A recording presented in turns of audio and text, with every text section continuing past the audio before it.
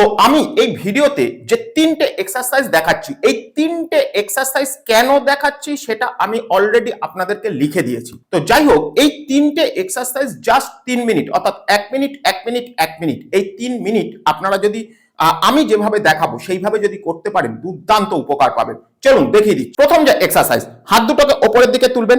হাত দুটোকে ওপরের দিকে তোলার পরে Excel inhale, exhale inhale, exhale inhale, exhale inhale, ঠিক এইভাবে আপনারা কন্টিনিউ করবেন। ওকে, এবার আমি আস্তে আস্তে, তো এটা আমি আপনাদেরকে দেখালাম, এত আস্তে আস্তে করলে কিন্তু হবে না, আস্তে আস্তে আপনাদের কিন্তু স্পিডটাকে বাড়াতে হবে। 1 2 3 4, ঠিক এইভাবে আস্তে আস্তে স্পিডটাকে বাড়াতে হবে। ওকে, এবার দ্বিতীয় এক্সারসাইজ। এই এক্সারসাইজের ক্ষেত্রে হাত দুটোকে সামনের দিকে দেবেন, এক্সেল ইনহেল, এক্সেল ইনহেল।